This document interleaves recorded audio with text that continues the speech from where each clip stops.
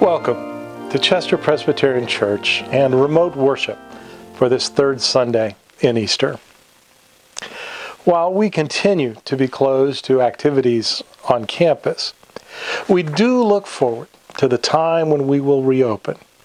Plans are going forward for Vacation Bible School sometime this summer, we pray, and also our preschool continues to enroll for next fall. If you have children or grandchildren interested in either of these programs, I encourage you to contact us at the address at the end of this service. Let us turn now to worship.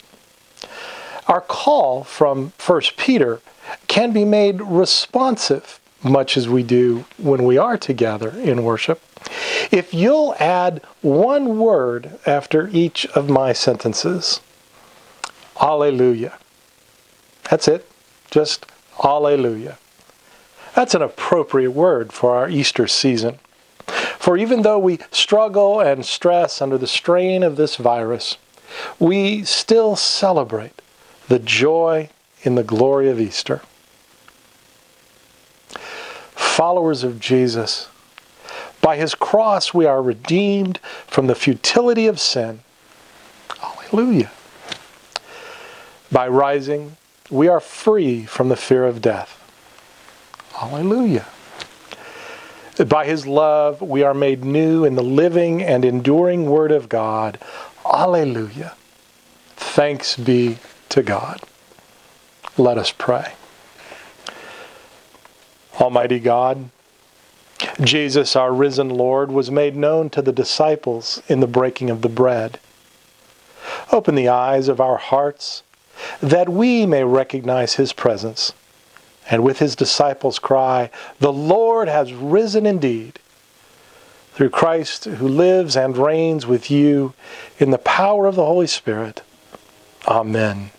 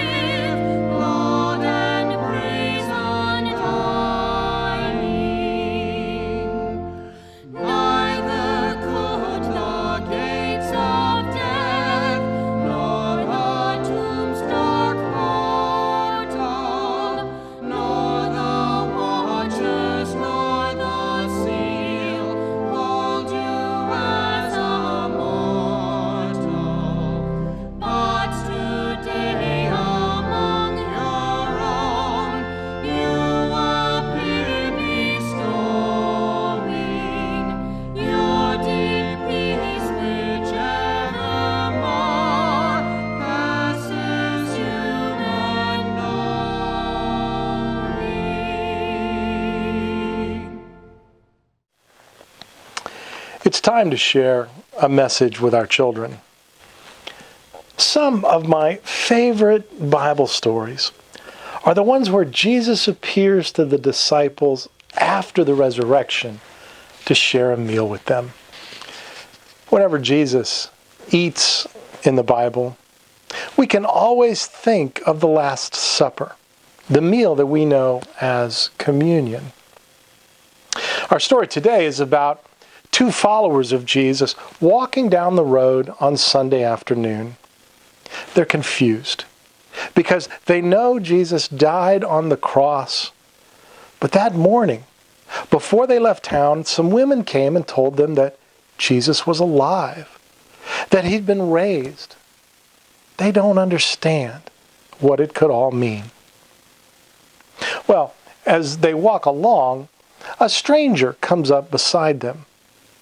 Luke tells us the stranger is Jesus, but the two fellows are so upset, so confused, that they do not recognize him. As they walk, they tell Jesus about everything that had happened that weekend. They tell him about why they're so confused and hurt. When they finish, Jesus reminds them that the Christ had to suffer. And then he walks them through the story of God and the people. Well, by the time he's finished, it's supper time. And the followers invite this stranger to stay and eat with them. He accepted. And soon they all sat down to eat. And when they did, Jesus took bread, he blessed it, he broke it, and he gave it to them. And in those familiar actions, they finally recognized that it was Jesus. So, remembering these great cookout stories, I grilled a little bit the other night. Because we have to stay home and stay safe, I thought you could ask your parents or grandparents to do some grilling for you, just as Jesus did. Then, when you sit down to eat, tell some stories like they did. Tell about what you've been doing today. Tell about your favorite story of Jesus. Or talk about what you like about each other gathered around the table. If you can do this, I imagine your family will reveal something special, just as Jesus did. Well, maybe we'll grill out too, but not a hot dog. Let us prepare our hearts and minds for Scripture. Let us pray. Lord, you opened the meaning of the Scriptures to the disciples on the road to Emmaus and set their hearts ablaze. By the power of your Spirit, kindle our hearts as we hear your word proclaimed, that we may receive you with joy. Amen. Our scripture lesson today comes from the Message. Luke chapter 24, verses 13 through 35. That same day, two of them were walking to the village of Emmaus, about 7 miles out of Jerusalem. They were deep in conversation, going over all the things that had happened. In the middle of their talk and questions, Jesus came up and walked along with them, but they were not able to recognize who he was. He asked, "What's this you're discussing so intently as you walk along?" They just stood there, long-faced, like they had lost their best friend. Then one of them, his name was Cleopas, said, "Are you the only one in Jerusalem who hasn't heard what's happened during the last few days?" He said, "What has happened?" They said, "The things that happened to Jesus, the Nazarene. He was a man of God, a prophet, dynamic in work and word, blessed by both God and all the people. Then our high priests and leaders betrayed him, got him sentenced to death, and crucified him. And we had our hopes up that he was the one about to deliver Israel. And it is now the 3rd day since it happened. But now, some of our women have completely confused us. Early this morning, they were at the tomb and couldn't find his body. They came back with the story that they had seen a vision of angels who said he was alive. Some of our friends went off to the tomb to check out and found it empty, just as the women said, but they didn't see Jesus. Then he said to them, "So thick-headed, so slow-hearted, why can't you simply believe all that the prophets said? Don't you see that these things had to happen? That the Messiah had to suffer and only then enter into his glory?" Then he started at the beginning with the book of Moses and went on through all the prophets, pointing out everything in the scriptures that referred to him. They came to the edge of the village where they were headed. He acted as if he were going on, but they pressed him. "Stay and have supper with us. It's nearly evening. The day is done." So he went in with them. And here is what happened. He sat down at the table with them. Taking the bread, he blessed and broke and gave it to them. At that moment, open-eyed, wide-eyed, they recognized him. And then he disappeared. Back and forth they talked. "Didn't we feel on fire as he conversed with us on the road, as he opened up the scriptures for us?" They didn't waste a minute. They were up and on their way back to Jerusalem. They found the 11 and their friends gathered together, talking away. "It's really happened. The Master has been raised up. Simon saw him." Then the two went over everything that happened on the road and how they recognized him when he broke the bread. The word of the Lord. Did you hit your fragile place this week? That's what I call these moments of stress, anxiety, frustration, and uncertainty that at times overwhelm us for a bit. It's when all the new we're trying and all the old we're missing pile on top and seem to scream, "We got you." It comes from different times for different folks, but my sense is that we all feel it. The depth of our fragile may be different, but we all journey through it. So, what a story the Emmaus journey is for this week. For like all of us in these COVID-19 days, these two disciples are wrapped up in talking about the impact of what's been going on in their lives. They've hit their fragile place, and they're talking and walking their way through it.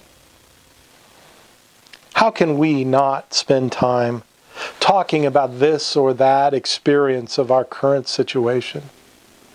And even when our conversations are circular, repetitive, without answers, they are inevitable. We need to talk. We need to check in with friends and family, with far-flung acquaintances. Are they feeling as we are?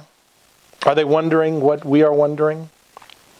Are they worried about what we're worried about? Are they frustrated by what frustrates us? What do you think will happen next? What do we think? Have they had their fragile moments too? So we have these two locked in this intense conversation, and all of a sudden a stranger comes alongside and interrupts them. "What's going on?" he asks. It's a bit like astronaut Jessica Murr, who returned to Earth just last week after 205 days in space, and asks, "So, I've been away. Anything going on?" Chalk it up to their confusion, mixed with their incredulousness that they don't recognize Jesus. And save for a snarky, "Are you the only one who doesn't know what has happened?" they tell him exactly what has happened. They give him their testimony. They share what they know. But they also share what they're feeling. And there's no anger, no derision. They just speak of what's consuming their hearts, their minds, their lives. And in response, the stranger opens a deep conversation with them, talking with them about ultimate things. And he enables them to put what they know about what is going on into a much larger context.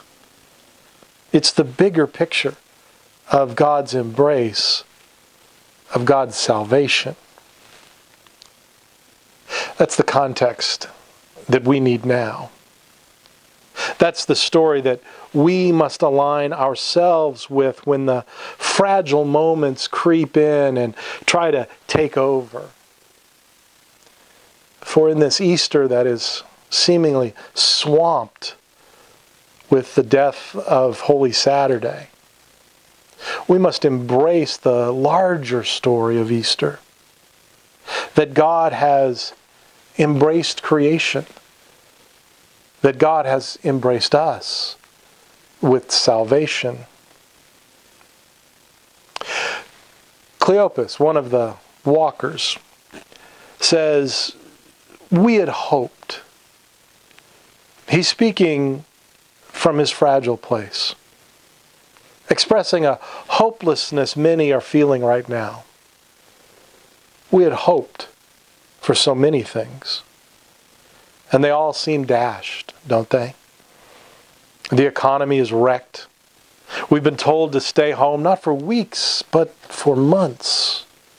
The virus may resurge in the fall. We don't know who to trust, what advice to follow, when we can be together again. We had hoped.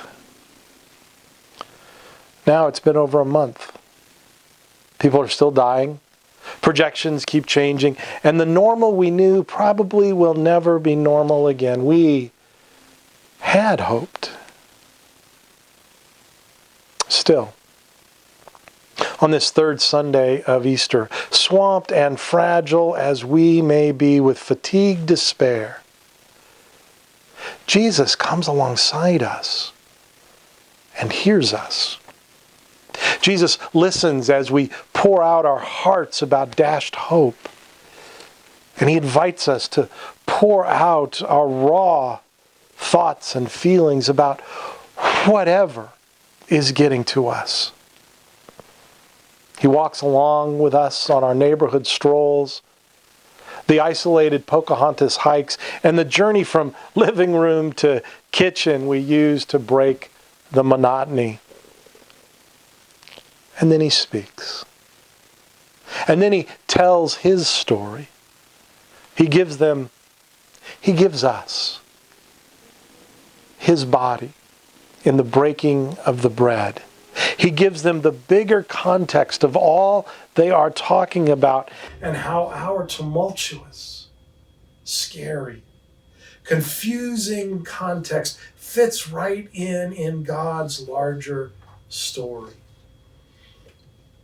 And when he gives that, they remember. And with their exciting return to Jerusalem, you could just feel their hopes return.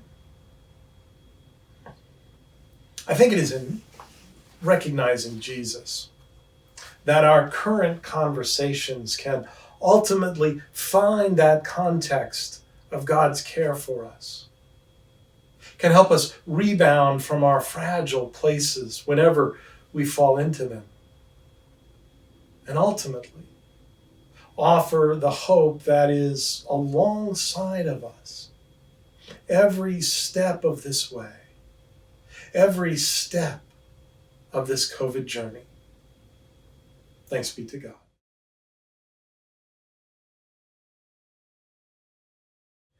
Thank you to all who continue to mail in or make online pledge commitments.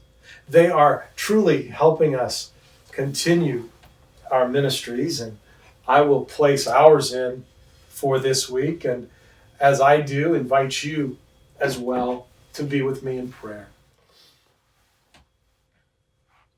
Almighty God, by your grace accept the fruit of our labor and the offering of our lives.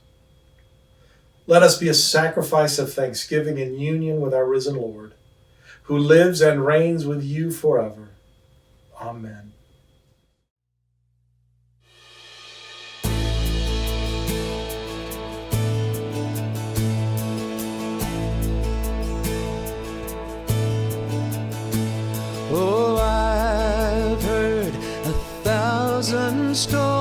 because of what they think you're like. But I've heard the tender whisper of love in the dead of night, and you tell me that you're pleased and that I'm never alone. You're a good, good Father. It's who you are. It's who you are. It's who you are, and I'm loved by you. It's who I am. It's who I am. It's who I am. Oh, and I've seen many searching for answers far and wide, but I've known that we're all searching for answers. Only you provide, 'cause you know just what we need before we say a word. You're a good, good Father. It's who you are. It's who you are. It's who you are, and I'm loved by you. It's who I am. It's who I am. It's who I am, because you are perfect in all of your ways. You are perfect in all of your ways. You are perfect in all of your ways to us, because you are perfect in all of your ways. You are perfect in all of your ways. You are perfect in all of your ways to us. Oh, this love so undeniable, I can hardly speak. Peace so unexplainable, I can hardly think as you call me. Deeper still as you call me. Deeper still as you call me. Deeper still into love. Love, you're a good, good Father. It's who you are. It's who you are. It's who you are, and I'm loved by you. It's who I am. It's who I am. It's who I am. You're a good, good Father. It's who you are. It's who you are. It's who you are, and I'm loved by you. It's who I am. It's who I am. It's who I am.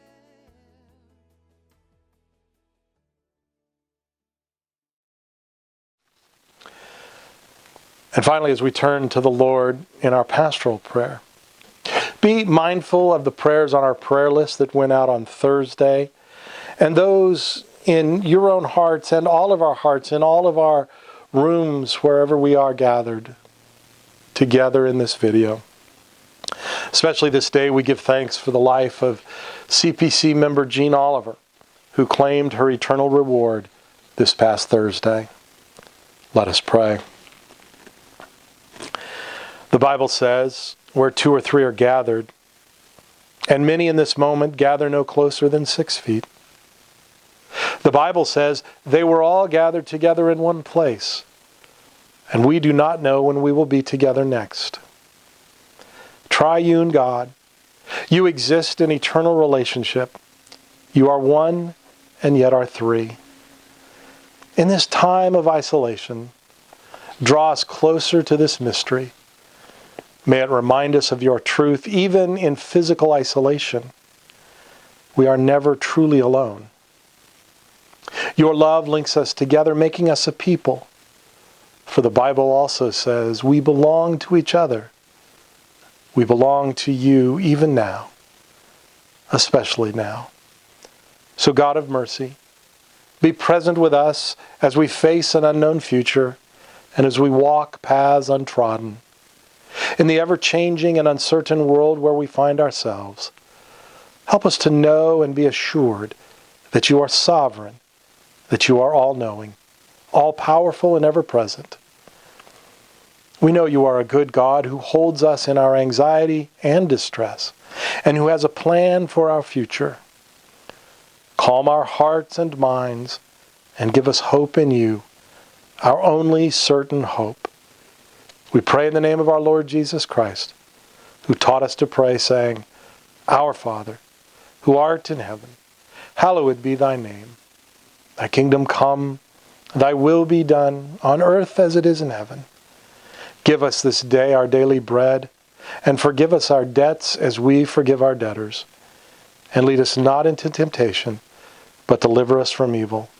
For thine is the kingdom, and the power, and the glory forever. Amen. And now, may the Lord bless you and keep you. May the Lord make his face to shine upon you and be gracious to you. And may the Lord lift up his countenance upon each and every one of you and grant you his peace, his shalom. Amen.